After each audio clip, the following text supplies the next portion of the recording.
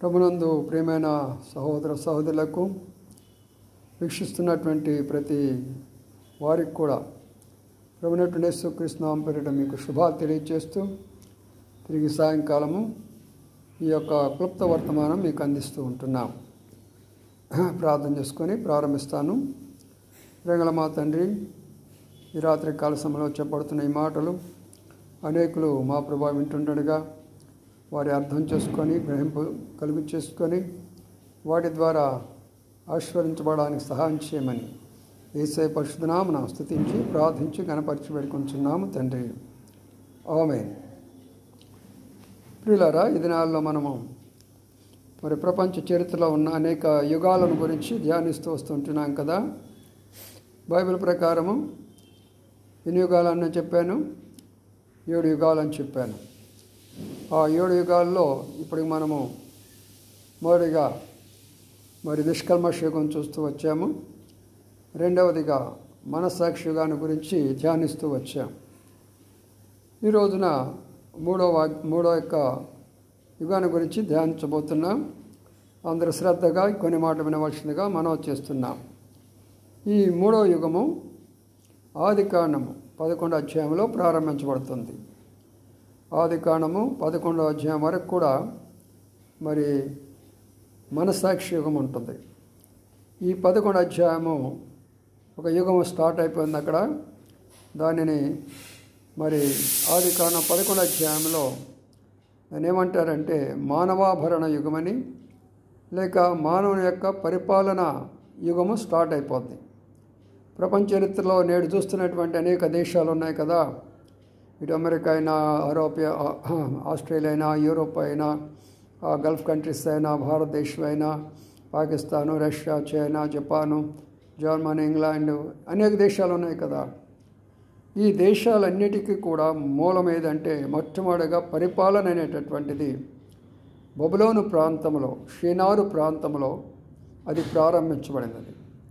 అందుకని దీన్ని మానవాభరణ యుగం అన్నారు, లేక మానవుని యొక్క పరిపాలన యుగము అని అన్నారు.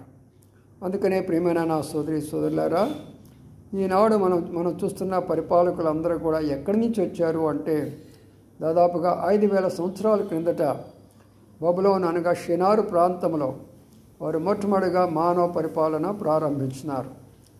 ఇప్పుడు దాదాపుగా 700 కోట్ల పైన జనాలు ఉన్నారు కదా. అప్పుడు అంతమంది లేరు, చాలా కొద్దిమంది ఉన్నారు. ఇప్పుడు దాదాపు 7 ఖండాలు ఉన్నాయి కదా. అప్పుడు అన్ని ఖండాలు లేవు, కొద్దిగానే ఉన్నాయి, అప్పుడు చాలా తక్కువ మంది. అందుకనే ఇప్పుడు వీళ్ళు ఏం చేశారంటే నోవా సంతలో ఉన్నటువంటి 3 కుమారులు వారి యొక్క సంతతి వారు అందరూ కూడా కలిస్తే ఎంతోమంది ఉండరు, కొన్ని వందల్లో ఉంటారు మహా ఉంటే, లేకపోతే వేలలో ఉంటారేమో, అంతకంటే ఎక్కువ ఉండరు. అయితే వీళ్ళు అప్పుడు వాళ్ళందరూ కలిసి ఆదికాండం 11వ అధ్యాయంలో 1వ వచనం మనం చూస్తే భూమి అంతటా ఒక్క జనము ఒక భాష ఉండెను అనే మాటలు కనబడుతున్నాయి. కాబట్టి వేరే వేరే జనాంగాలు లేరు.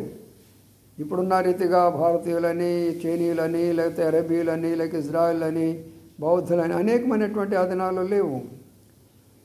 ఒకే జనము, ఒకే జనాంగము, భాష కూడా ఒకటే, ఒక్క భాషే. అప్పుడు ఇన్ని భాషలు లేవు. ఇప్పుడు మనం తెలుగు, ఇంగ్లీషు, హిందీ, మరాఠీ, గుజరాతీ, ఆ తర్వాత మలయాళం, తమిళ్, బెంగాలీ, తర్వాత సిక్, అనేక భాషలు మనం మాట్లాడుతున్నాం కదా ఇతర దేశాల్లో కూడా. అలాంటి ఒక భాషలో అనాడు లేవు, ఒక్క భాషే ఉంది.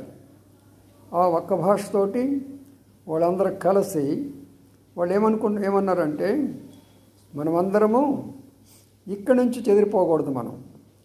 మనం ఏం చేయాలంటే ఇక్కడ ఒక పట్టణాన్ని మనం నిర్మించుకోవాలి, ఒక నగరాన్ని నిర్మించాలి, మనం ఒక మంచి గోపురాలను కట్టాలి, మనం ఇక్కడే ఉండాలా, మనం కలిసి ఇక్కడే జీవించాలా, ఇక్కడే సమస్తమైన కార్యాలు చేయాలా. అంతేగాని మనము అనేక స్థలాలకు పోకూడదు, మనం అందరూ కూడా ఒక తండ్రి యొక్క బిడ్డలం కాబట్టి అని ఇవన్నీ కూడా మనం చేసుకున్నామంటే మన మంచి పేరు కూడా వస్తుంది, పేరు ప్రఖ్యాతులు గల వాళ్ళం అవుతాము. అందుకని మనం ఏం చేద్దామంటే ఇటుకలతోటి మనము కొన్ని గృహాలు నిర్మించుకోవాలని మొట్టమొదటిగా ఒక గృహాన్ని లేక ఒక టవర్ను బాబేల్ టవర్ అంటారు, లేక బాబేలు గోపురం అంటారు. ఒక గోపురాన్ని కట్టుకోవాలా, ఎంతవరకు కట్టాలా అనుకున్నారు. అప్పుడు దాదాపుగా మరి ఆకాశం అంటుకున్నంత ఎత్తు కట్టారట. 5,000 సంవత్సరాల కిందటే ఆకాశం ఎత్తును కట్టితే ఇప్పుడు 5 అంతస్తులు కట్టుకోవడం ఒక లెక్క, లేక ఒక 10 అంతస్తులు కట్టుకోవడం ఒక లెక్క.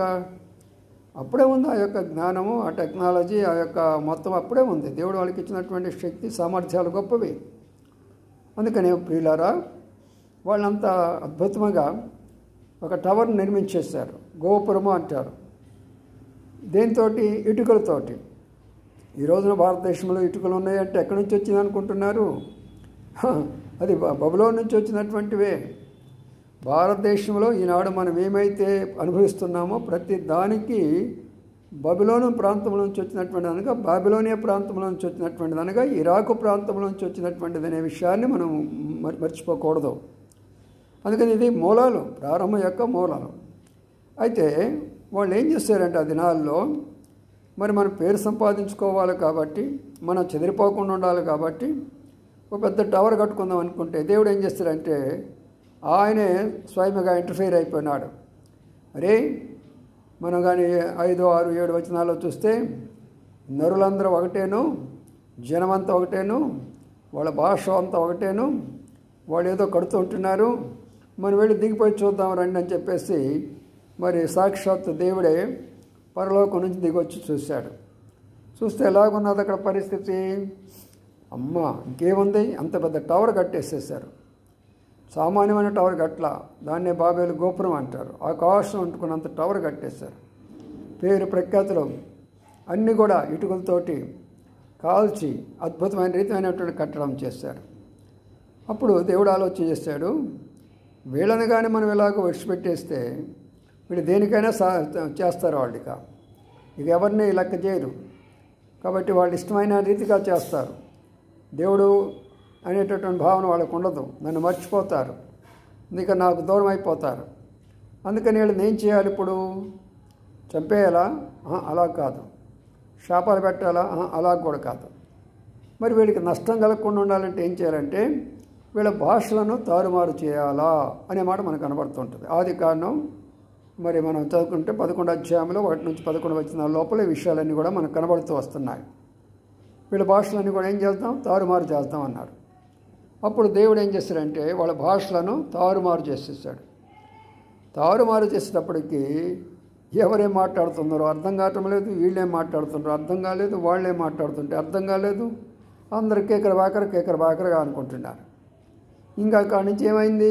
అర్థం కాకపోతే ఏం చేస్తారు? ఏ పని చేయలేరు. ఈయన చెప్పింది ఆయనకి అర్థం కావటంలా, ఆయన చెప్పింది ఈయనకి అర్థం కావటంలా, చేతులు ఒప్పుకుంటున్నారు. అంతే, ఇంకేం చేయలేకపోతుంటున్నారు. అంత మాత్రమే కాకుండా వాళ్ళని దేవుడు ఏం చేస్తాడంటే అక్కడి నుంచి చెదరగొట్టేసాడు అనే మాట ఉంది. ఎక్కడి నుండి చెదరగొట్టారు? బాబేలు లేక షినారు ప్రాంతంలో. బాబేలు అనగా కింద ఉంటుంది, అక్కడే తారుమారు అనగా కన్ఫ్యూషన్ అనగా అక్కడ ఏం జరిగిందంటే దేవుడు వాళ్ళని అక్కడి నుంచి పంపించేసేసాడు, చెదరగొట్టేశాడు.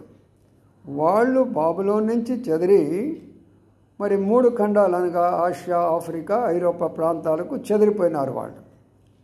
అక్కడి నుంచే మన భారతదేశానికి కూడా వచ్చారు. మొట్టమొదటి వచ్చినటువంటిది బబులోను ప్రాంతం నుంచి వచ్చినటువంటి వాళ్ళే ప్రారంభంలో ఇక్కడ ఉన్నటువంటి మొదటి భారతీయులు, లేక మొదటి దేవుని యొక్క ప్రజలు, లేక మొదట ఆఫ్రికా ఖండవాస్తులు, లేక మొదట బబులోన్ నుంచి వచ్చినటువంటి వారు మన భారతీయులు. ఈ చరిత్ర ఎవరు తెలుసు?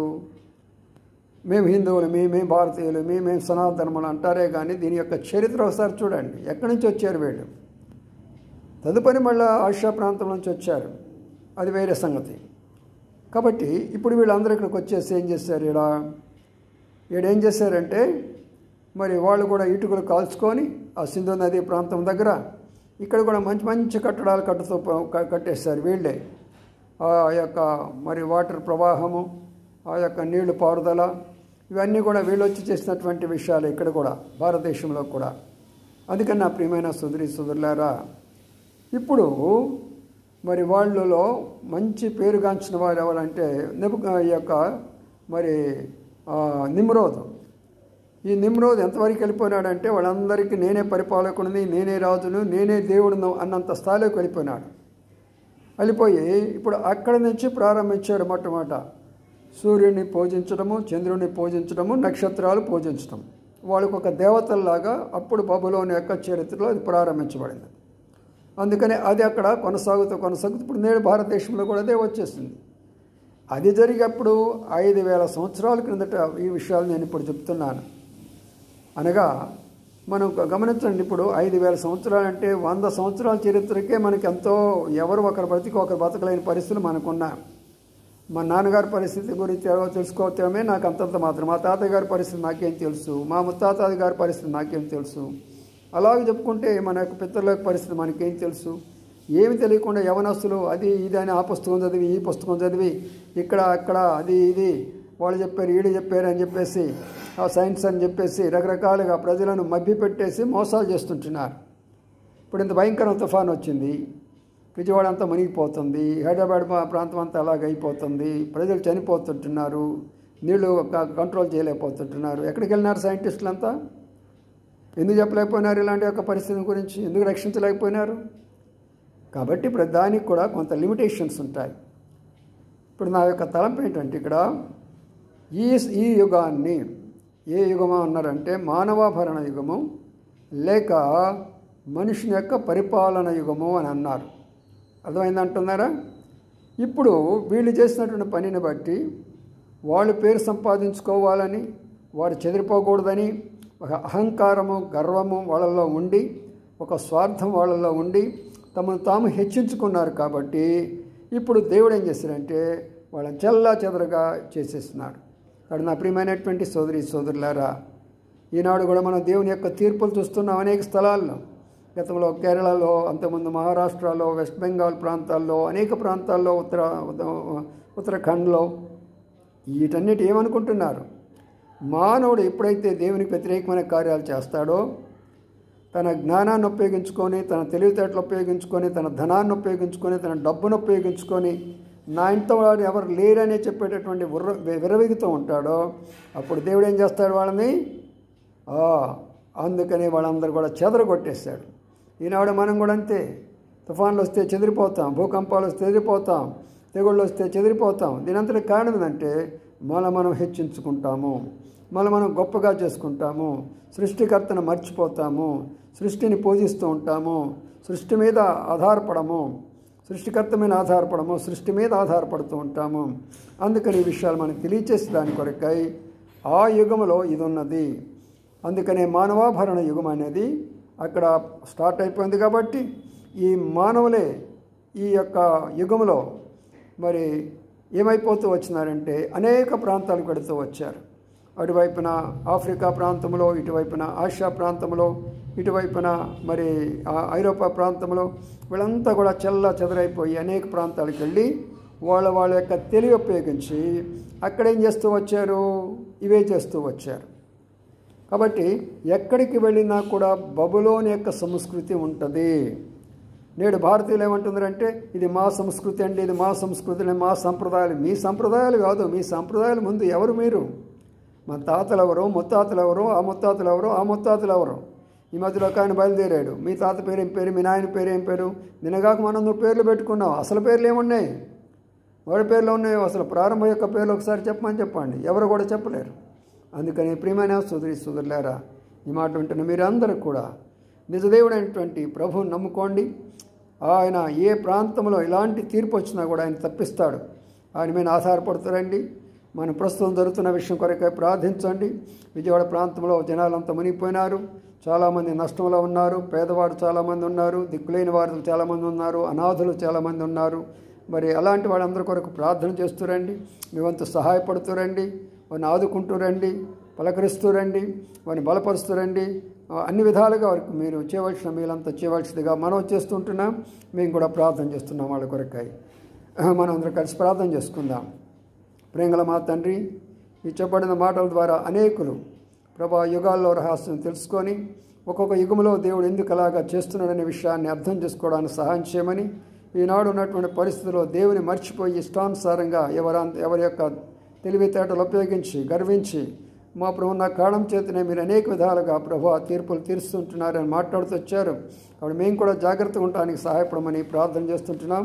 ప్రస్తుతం విజయవాడ చుట్టుపక్కల ప్రాంతాల కొరకై, అలాగే ఖమ్మం చుట్టుపక్కల ప్రాంతాల కొరకై, హైదరాబాద్ చుట్టుపక్కల ప్రాంతాల కొరకై నీటిమయమైపోతుండగా దిక్కులేని వారుగా, అనాథులుగా మా తండ్రి చిన్నవారు, పెద్దవారు, స్త్రీలు, పురుషులు, పేదవారు ఎంతోమంది ఆకలితో అలమటిస్తుంటున్నారు. వారందరికీ కావాల్సిన సహాయంతో పాటు దయచేయండి, కాపాడండి, భద్రపరచండి. ఆ నీటినంతా కూడా ప్రభు మీరు గాలి విసిరి ఆనాడు నోవా టైంలో ఎలాగైతే నీటిని మరి తగ్గించేసి వేశారో అలాగా తగ్గించి వేసి వాళ్ళందరూ కూడా మంచిగా మా ప్రభు సహాయం చేయమని ప్రభుత్వం వారు ఎంతో పోరాడుతూ ఉంటున్నారు.